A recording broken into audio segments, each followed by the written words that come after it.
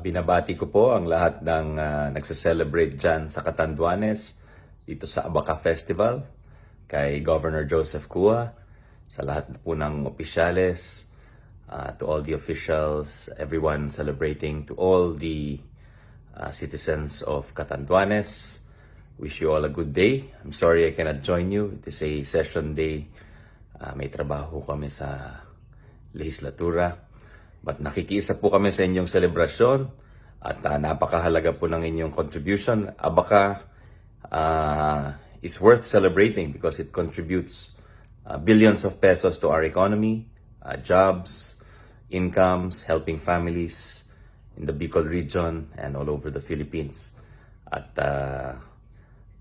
talagang hinahanap po yung produkto ng Abaca all over the world. Known for its quality and durability. So congratulations po sa inyo. Asahan niyo po ang aming suporta. We wish you the best. God bless. Happy Abaca Festival.